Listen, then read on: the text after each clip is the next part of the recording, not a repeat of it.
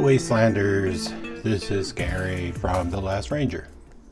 I wish someone would make fun of me on their openings. I've done it to so many people. Well, not a lot of people, maybe a handful. Anyway, I wanted to do, I'm in a mood today. I'm not in an angry mood, or I'm just in a euphoric mood. I don't know. I wanted to do a follow-up on this Federalist. That's a hard word to say for me, man. I still can't say certain words. So this is a Federalist, has a half stop, but it's a double D10. I don't know if I can show you it. I'll probably have to take it apart to show you guys, but I can look very closely in there, and I don't know if it will show. Maybe if I hold up a white piece of paper, you can see two ceramic detent balls. I'm assuming they're ceramic on either side of the blade, and they snap in place. So yeah, it's a double detent system. And I didn't think I would have to take apart, but I was looking at this such nice pivot design, and these screws didn't bother me. But I was looking at the screws on the other side, and they're not actually something that you could. They're just a circle. You can't screw them in. So I'm taking it. The screws have a, this is a D-shaped screw, or sort of I've encountered D-shaped screws on previous Kershaws, like the Kershaw Shuffle 2 screws on the Kershaw Shuffle 2. I think there's about 4 screws in the back end. They all have barrel spacers, internal sleeves over the screws that are D-shaped, and it made it strange to put it back together again because they're so tiny. They kept shifting, and I kept having to piece the two pieces together and not disturb the barrel spacers with their D-shapes. I'm probably going to do a disassembly on this. But let me tell you guys, this is quite special. I really like this Kershaw Federalist. That's still a hard word for me to say. Yeah, they should have called it the Kershaw Minuteman. That's easier to. When I think of Federalist, I think of the Revolutionary War and Minuteman kind of stuff, you know. Yeah. Anyway, so I had to look up Federalists, and I think Fallout too. I think of Minuteman in Fallout. So, and speaking of Fallout, here's my Fallout figure, newest Fallout figure. I didn't know he had a name, but it's Nate he's a sole survivor. I know he's a sole survivor from Vault 101, or 101 or 111, but I didn't know his name was Nate. So he'll be making his presence found on the table. So until I get the power armor version. So yeah, I'm going to take this apart and let you see the insides, because I just want to see if I can flop these screws. I like a nice clean presentation side, and if these are truly not screws and they don't appear to be screw holes, they just appear to be circles, I want them on the presentation side, and I want the screws on this side. And I have to take the knife apart because they fucking assembled it wrong. I think. But this is a great little piece, or anybody asks. This knife was apparently made in the USA. It has a USA flag. It says USA on it. And I'm sure I looked it up. This is the powdered version of powder steel of 154. So when you see the CM before the 154, it's the powdered steel. When you see the CM listed after the 154, it's just the normal steel. This apparently the powdered steel is a little bit tougher than this other steel, the normal steel. So yeah, great pivot. So this isn't a review. I'm gonna carry it a while and fiddle faddle with it a while, and before I give a review. But this is just a disassembly and just a quick look at it again. So I did an unboxing. The video's kind of shitty. It was in low light and blurry as hell. I'll try to take it apart on video, but if it gives me trouble, I'll pause and then take it apart and show you what it looks like inside. Okay, I'm back. So the body screws are, of course, number 6. What you wouldn't expect Kershaw to give us number 8s. They're not quite there yet. I think the Chinese companies are the only ones giving us number 6s or number 8s in place of number 6s. So this is a fucking long screw, like a really long screw. So that I'm pretty sure that's a that's interesting. You can see it. The screw goes all the way through. So this is basically a fancy barrel spacer, I guess. I hope I can flip it around to here. So let's thank God they didn't Loctite this. Man, I wish more manufacturers would not Loctite theirs, or use blue Loctite. It's much better. Appear to be the same length, but I'm going to say this is the back one, just in case. This is an 8, I assume. Yep. Whoa. Oh man, it's not Loctite at all. It's super easy. Thank goodness. Okay, let's see how this knife comes apart.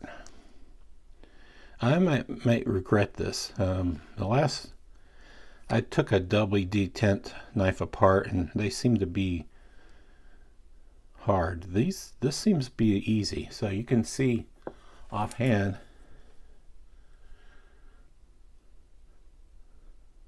Yeah. Let's see if I can do the other one. Let's try to pry this out with my pry tool.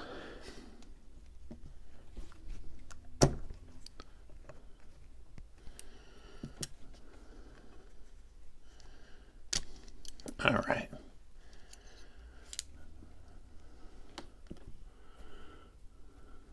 Oh, cheap plastic backspacer. Yuck. Well, I mean, you probably don't see it a lot, but I mean, it's cheap plastic. Bummer. That's a bummer. All right. Come on. So you can see the double detent like locking, opening and closed, or whatever. You can see the half stop is done by a double detent. Only on one side though. Interesting. Huh. And there's phosphor bronze washers. You should have seen that in them. Okay.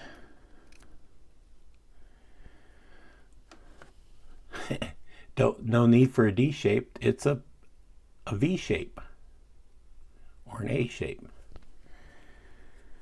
All right. So you see these two things and the two circles in there, and I don't know if I can pry them out and put those up front. So I'll try. I got out my tweezers just in case.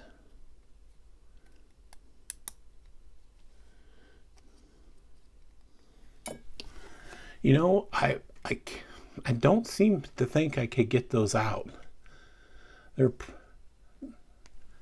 I believe they're glued into the micarta, and I don't really want a chance tearing it up.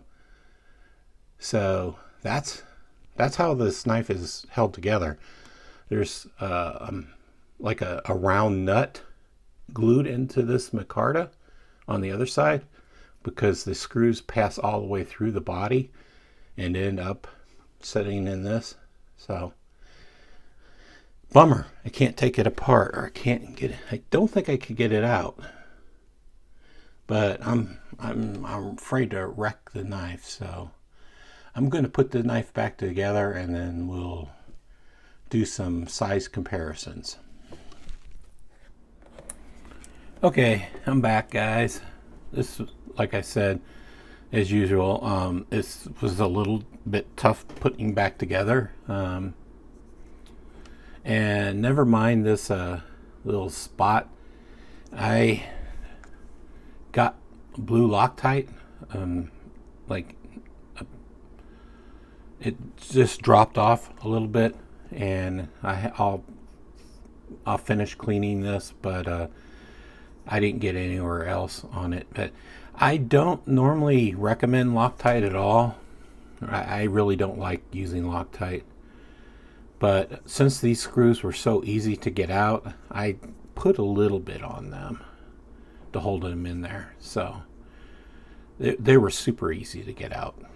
They were under no pressure at all. So it's mostly centered. I think I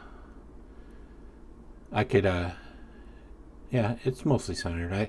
I think it's a hair off, because I don't know if it was a hair off before I started or I did this, but I'll probably adjust it a little bit more. But I just wanted to wrap up this review. And so you guys seen when they have the half stop, it's just using one side of the liner, which makes sense because it's not tough. But when you lock it up, and it's utilizing both detent balls of it open and closed, and there's some push in there. It's not as easy. It's almost similar to a lock bar, or a spring on the other side of so this is a Kershaw tube. So there's it's a slip joint, so the only thing locking it up is this bar, the spring on the other side. This is a lot easier to disengage than this. I mean, it's a little bit tougher to disengage than this, but it's still easy to disengage. So anybody that's scared of slip joints, I think they did it good by making this a double D tip ball type lockup, because it takes some pressure to get it. This takes no pressure. It's just easy as hell. And this doesn't even have a half stop. So I can understand people that are scared of slip joints, but knock on wood, I've never cut myself on a slip joint by it closing. So I mean, I don't use a slip joint like other knives either. So let's make a long video a little bit longer and give you some knife size comparisons. I don't know if anybody knows this brand. This is a Groman. I got this from the EDC Den, so you can see it compared to a traditional knife like the Groman. It's a little bit bigger, a little bit longer blade, a little bit longer handle. Let's give you guys some knives that you would really know. Well, all I can give you is Benchmade bug out, because that's what everybody does their reviews on. So let me get over top of it, phone at an angle. So the bug out is about the same size. So the knife is about the same size as the bug out. So take that. I mean, the blade's exactly the same. The handle appears to be very similar. So if you're thinking about bug outs and how much a bug out like usually weighs, let's bring out my trusty scale and let's compare it to a weight of a bug out. Like a bug out weighs 1.9. Very, very light, but it has shitty scales, like shitty plastic scales. This knife has micarta and steel liners, so 2.15. Man, that's very close. Very close. I would prefer this type of arrangement. Probably not necessarily the locking mechanism, but nicer scales with steel liners and still very close to a bug out. So yeah, I'll do a full review. Or well, I don't know how much of my full review will be left because I've done a lot of it here, but I'll still review it and carry it around, see what I think about it. Let's show you the blade stock. 0.9.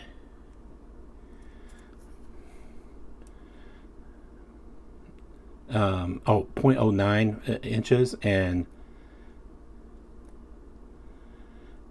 2.3 millimeters.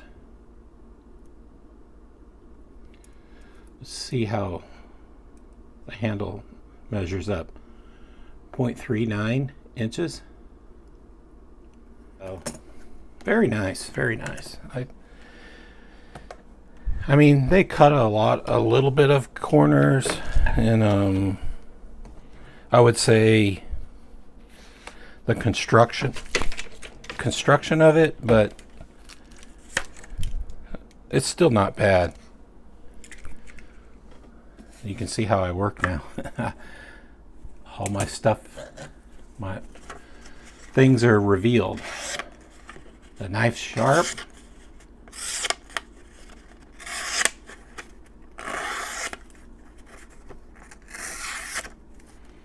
Very sharp. So I looked at my receipt, and apparently I got it wrong. So I paid like $97 for it.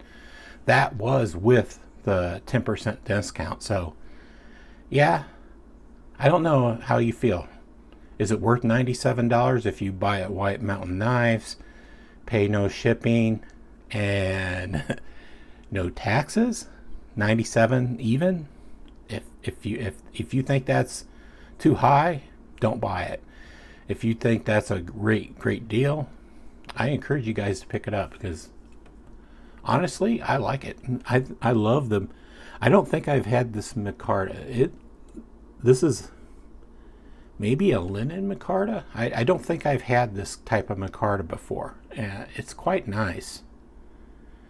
I'm almost afraid to put oil on it because I kind of like how it looks right now. So I'm sure of use, my oils from my hand will end up staining it. So, but I really like this knife.